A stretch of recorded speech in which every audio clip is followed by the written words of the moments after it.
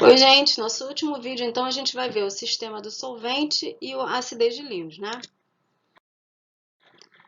Olha, a definição ácido-base pelo sistema do solvente é, na verdade, uma generalização do sistema de Bronsted-Lowry, tá?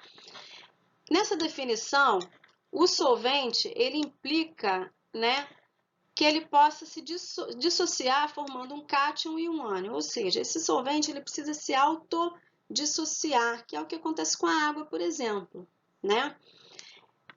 O cátion, produto da dissociação, ele é o ácido e o ânion, produto da dissociação, é considerada a base, tá? Um composto, quando a gente vai dissolver num solvente, se ele aumentar a concentração do cátion, ele é considerado ácido, tá? Se ele aumentar a concentração da base, ele vai ser considerada... se ele aumentar a concentração do ânion, ele vai ser considerado a base, tá? Então, aumentou a concentração do cátion, vai ser o ácido, aumentou a concentração do ânion, vai ser a base, tá certo? Então, o sistema clássico é a água, não tem dúvida, né? Então, a água ela sofre autodissociação, então forma H3 ou mais e o H-, né? Isso, inclusive, é a definição de Arrhenius, né? Ou seja, o ácido vai aumentar a concentração de H3 ou mais de um hidrônio e a base aumenta a concentração de hidroxila, né? Essa é a definição de Arrhenius, não tem dúvida.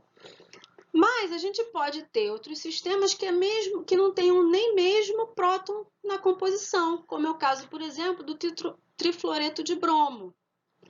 Ele sofre autodissociação formando o cátion BrF2+, e o ânion BrF4-, né?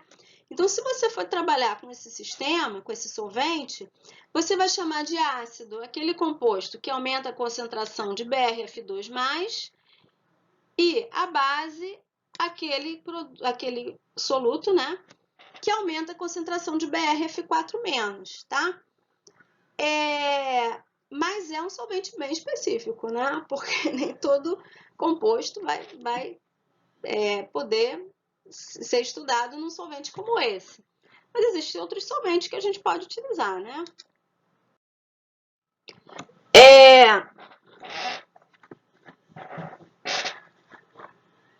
Então, aqui a gente tem a reação, que seria a reação ácido-base, né? Que é o inverso da autodissociação. Então, no caso da reação ácido-base da água, a gente tem H3 ou mais o H- formando molécula de água. E aqui a gente vai somar, então, o cátion BrF2+, o ânion BrF4-, e vai formar, então, duas moléculas de BrF3, tá? Então, essa seria a reação ácido-básico nesse sistema aqui, como solvente, o trifluoreto de bromo, tá? E como eu falei, esse sistema solvente ele pode ser aplicado tanto a solventes próticos, né, solventes que têm o próton, ou solventes apróticos, como é o caso do trifluoreto de bromo, tá? Então, eu trouxe aqui para vocês alguns solventes que poderiam ser utilizados nesse sistema, né, no sistema de solvente, como por exemplo a amônia líquida, que é um solvente utilizado, o ácido acético glacial, o próprio ácido sulfúrico anidro não pode ser ácido sulfúrico hidratado, né? O fluoreto de hidrogênio, no caso, seria o HF líquido, né? O fluoreto de hidrogênio líquido, o álcool, etanol anidro também, tetróxido de dinitrogênio líquido, o trifluoreto de bromo, como eu já comentei anteriormente, e o dimetil sulfóxido também pode, que é um solvente orgânico, né? Que é um solvente que pode ser utilizado também, tá? Só de curiosidade, a gente tem aqui o que ele está chamando aqui de permissividade relativa, é o que a gente chama de constante dielétrica do solvente, né? A água a gente sabe que tem uma constante dielétrica alta, né? A amônia, por exemplo, já não é tão alta quanto a água. A gente tem alguns aqui mais altos, outros mais baixos, tá? Então, isso permite a gente ter uma ideia do que vai se dissolver nesse solvente, né? Eu trouxe aqui, por exemplo, a amônia líquida, só para a gente ter uma ideia de como é que funcionaria um sistema com a amônia líquida. A amônia líquida, ela tem constante dielétrica menor do que a água, tá? E ela é um bom solvente para compostos inorgânicos, geralmente sais de amônio, nitratos, cianetos, tiocianetos e compostos orgânicos, né? Aminas, álcools e ésteres, tá? São compostos que a gente consegue dissolver também nesse solvente, tá? A reação de autodissociação da amônia é essa daqui. Então, duas moléculas de amônia vão dar o NH4+, que é o cátion, o NH2-, que é o ânion, né? Então, o ácido seria o soluto que aumenta a concentração de NH4+, e a base aumenta a concentração de NH2-, tá? Então, nesse caso, o que a gente pode concluir? Quando a gente dissolve sais de amônio em amônia líquida, eles vão aumentar a concentração de NH4+, então eles são ácidos. E as aminas, quando a gente dissolve em amônia líquida, elas funcionam como bases, tá? Elas vão aumentar a concentração de NH2-, tá bom? Então, eu coloquei aqui um exemplo de uma reação de ácido-base, né? Que pode acontecer em amônia líquida. Quando a gente coloca aqui o sol na verdade é sol dissolvente, tá? A gente usa Aq para água, né? Então a gente pode usar o sol como algo mais genérico, ou a gente pode usar, por exemplo, AM para amônia, e depende do que a gente quer indicar. Aqui ele usou o sol como uma forma mais genérica, tá? Então você está reagindo NH4Cl, que é o sal, né? Um outro salzinho aqui, NaNH2, então vai formar um sal, né? E amônia, que é o solvente, tá? Então, essa aqui é uma reação de neutralização em amônia líquida, só para exemplificar o uso da amônia como um sistema de solvente, tá? Então, você percebe que a gente consegue estudar sistemas de Bronsted-Lowry e outros solventes que não sejam água, tá bom? Isso aqui é a coisa interessante, né? A gente não fica limitado só no sistema aquoso. A gente pode usar outros sistemas dependendo daquilo que interessa pra gente, pro trabalho que a gente precise fazer, né? Beleza? Bom, aí a gente chega na acidez de Lewis, finalmente, né? Então, na definição de Lewis, o ácido de Lewis vai ser um receptor de par de elétrons e a base de Lewis ela vai ser uma doadora de par de elétrons, tá? É claro que é muito mais genérico do que você simplesmente usar próton. Então, a gente pode ter sistemas que não tenham próton, né? Isso é a grande vantagem da definição de Lewis. Então, um exemplo bem clássico é a reação do trifluoreto de boro e da amônia. Olha só, o trifluoreto de boro, assim como todas as moléculas, todos os compostos de boro, eles têm o octeto incompleto, né? Então, na verdade, eles têm 6 elétrons só na camada de valência. Então, isso faz com que o trifluoreto de boro seja um ácido de Lewis. Então, ele reage com amônia, que é uma base de Lewis, além de ser também uma base de Bronsted, né? E esse parzinho de elétrons, então, pode ser doado para o ácido de Lewis, tá? Então, novamente, o ácido de Lewis é um receptor de par de elétrons e a base de Lewis é uma doadora de par de elétrons. Então, para uma espécie química ela ser um ácido de Lewis, ela tem que ter falta de elétrons, né? Então, por isso, o octeto incompleto ser um bom exemplo de um ácido de Lewis, né? E a base ela tem que ter um par de elétrons disponível para que possa doar para o ácido de Lewis, ok? Então, a amônia é uma boa base de Lewis.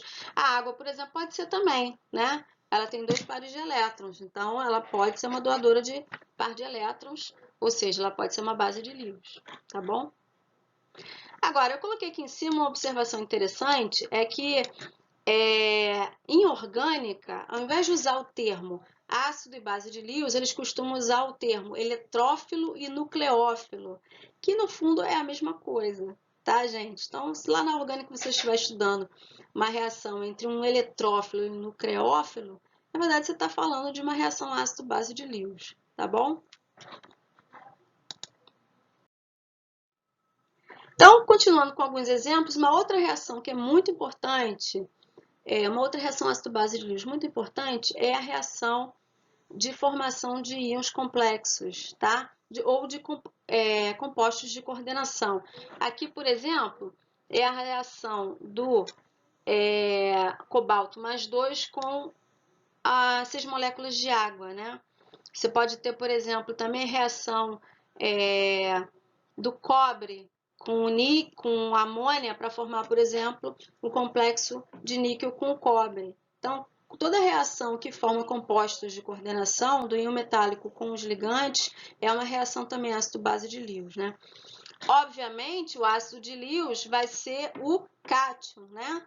Que o cátion ele tem falta de elétrons, tá certo? Uma outra forma também, um outro exemplo de reação é quando uma molécula ou íon que já tem o octeto completo tem a possibilidade de rearranjar os elétrons para poder receber um par de elétrons adicional, tá? Isso é o que está acontecendo aqui na reação do gás carbônico com a hidroxila para formar o íon hidrogênio carbonato, né? Então, um par desses elétrons aqui vai ser rearranjado para poder entrar, então, a hidroxila, tá certo? Um outro exemplo também de reação é quando uma molécula ou íon ele pode expandir a camada de valência, que é o caso, por exemplo, de elementos a partir do terceiro período. O enxofre, por exemplo, ele pode funcionar como um ácido de Lewis. Então, aqui no exemplo, eu tenho o SF4, né, que recebe, então, mais um par de átomos de flúor para formar a molécula de SF6, né?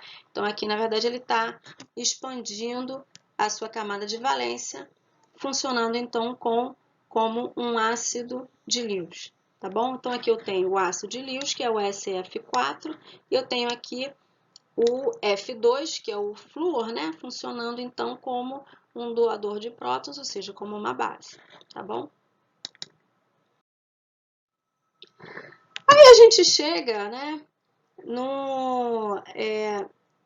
vamos dizer assim, dentro da definição de Lewis, a gente tem um conceito que foi proposto por R.G. Pearson, né?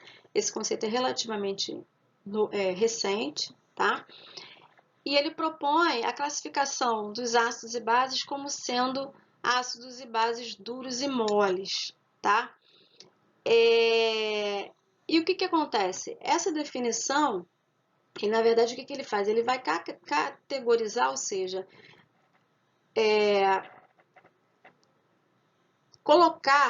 separar os cátions e os ânions, né?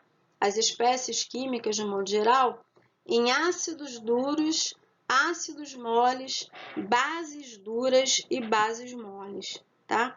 E o objetivo é para ser usado principalmente em reações químicas, tá?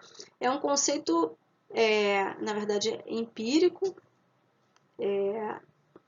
mas ele é baseado em algumas características que acabam, na verdade, nos ajudando a prever uma série de reações químicas e comportamentos que são importantes, tá? Então, a gente vai definir agora cada uma dessas espécies e depois a gente vai analisar como é que a gente pode utilizar esse conceito na prática, tá? Então, primeiro a gente tem os ácidos duros. Os ácidos duros, eles são, na verdade, ácidos de Lewis, tá? Eles são íons metálicos, tá? Os ácidos duros, eles têm duas características importantes. Eles têm baixa eletronegatividade, tá? E alta densidade de carga, tá bom? Então, eu tenho 3 exemplos aqui que nos ajuda a determinar se um determinado metal ele é um ácido duro, tá? Então, por exemplo, o boro 3+, o carbono 4+, por exemplo, o próton são ácidos duros, tá? a densidade de carga, a alta densidade de carga é a principal característica dos ácidos duros, tá bom? Então, espécies que são altamente carregadas normalmente são ácidos duros, tá bom?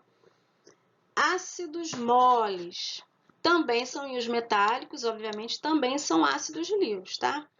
Eles têm alta eletronegatividade e baixa densidade de carga.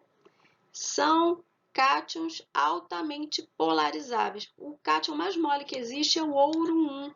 Então, normalmente, cátions que ficam mais na parte inferior da tabela periódica e que têm carga baixa é que tendem a ser ácidos moles. O ouro 1 é um bom exemplo. Ele tem um raio grande, ele tem um raio maior e tem uma carga baixa, tá? Então, uma espécie mole. E tem uma eletronegatividade alta, né? Porque o ouro 1 ele tem realmente uma eletronegatividade alta, lá no bloco D. E a gente tem também o que a gente chama de ácidos limítrofes, ou que vocês vão encontrar lá em livros, o que a gente chama de borderline, tá? São intermediários, eles não são nem ácidos duros e nem ácidos moles, tá?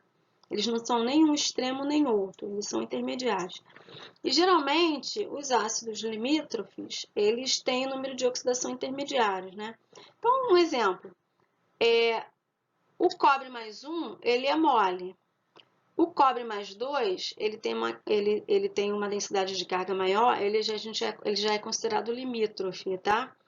O ferro 3 e o cobalto 3, eles são duros, tá? Lembra? Eles têm eletronegatividade baixa e têm uma alta densidade de carga, sendo que a densidade de carga é mais determinante, né? Eles são duros. E o ferro 2 e o cobalto 2, eles são considerados limítrofes, tá? Eles já têm uma densidade de carga menor do que o ferro 3 e o cobalto 3, tá bom?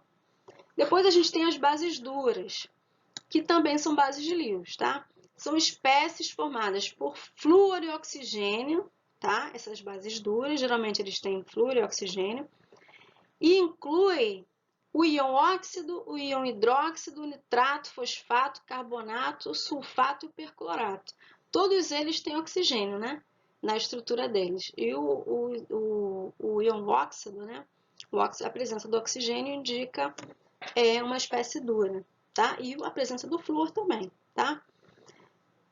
Entre os íons monoatômicos, eu tô falando de ânions, né? Eles têm alta densidade de carga e alta eletronegatividade, né? É o caso, por exemplo, do oxigênio. Então, eles têm, quer dizer, o oxigênio nem tem, é o caso do oxigênio e do flúor, eles têm uma alta eletronegatividade, né? Então, quando aparece o flúor e o oxigênio, eles formam bases duras, tá? E as bases moles são espécies pouco eletronegativas, e aí isso vai incluir o carbono, o enxofre, o fósforo e o iodo. Agora, guarda isso aí. São espécies altamente polarizáveis e grandes e com baixa densidade de carga, tá? Então, o iodo, só a gente lembrar dele, né? Ele tem uma densidade de carga baixa, ele tem um raio grande, né? Com uma carga pequena, por exemplo, o iodeto, e ele é altamente polarizável por conta disso, né? Tá bom? E aí, na prática, bom, eu coloquei aqui só para a gente ter uma ideia das bases, né? Das bases duras, limítrofes e moles, né?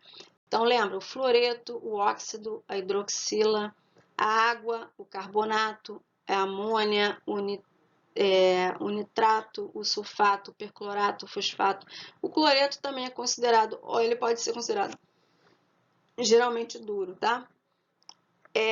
O brometo, o nitreto e o tiocianato, quando ele está ligado pelo enxofre, ele é limítrofe, né? E as bases moles são iodeto, sulfeto, fosfeto, hidreto, cianeto, a carbonila né? O CO, que a gente chama de carbonila, o tiocianato, quando está ligado pelo nitrogênio, e aqui a gente tem o tiosulfato também, são bases moles, tá bom? E aí a gente chega nas aplicações, tá, gente? Para que serve a gente ficar estudando ácidos e bases duros e moles, né? Primeiro, basicamente porque a prática diz o seguinte: ácidos duros, eles reagem com bases duras e ácidos moles reagem com bases moles, tá? Então, se você determinar que uma espécie ela é dura, e outra espécie também é dura, a tendência é que essas duas espécies reajam, tá? Então, aqui, por exemplo, a gente tem uma reação de dupla troca, né? Então, você tem o cátion mercúrio mais 2, e aqui a gente tem o cátion berílio mais 2, né? O mercúrio, ele é um ácido mole, né? E o berílio é um ácido duro. Então, você tem o fluoreto de mercúrio, 2, né? E o iodeto de berílio. O fluoreto é uma espécie dura, lembra lá de trás, né? É uma base dura. E o iodeto é uma base mole, lembra da tabelinha que eu mostrei mais cedo? Então, o que acontece? Você tem mole duro e duro mole. Então, a reação de dupla troca ocorre. Se eu perguntasse para vocês se essa reação ocorresse sem mostrar os produtos, vocês diriam que ela ocorre sim. Por quê? Porque duro tende a reagir, a formar uma espécie com outro duro e mole com outro mole, tá? Então, eles vão reagir, vão formar, então, fluoreto de berílio, que é duro, duro, e iodeto de mercúrio 2, que é mole, mole, tá bom? Aqui, nesse segundo exemplo, a gente tem a prata, que é uma espécie mole, tá? Agora, o brometo e o iodeto, a pergunta é se essa reação vai ocorrer, né? Se um vai deslocar o outro. O brometo, não sei se você lembra lá atrás, ele é limítrofe, né? E o iodeto, ele é mole. A prata também é mole, né? Então, o que acontece aqui? Aqui ela vai tender a ficar com aquela espécie que é a mais mole das duas, tá?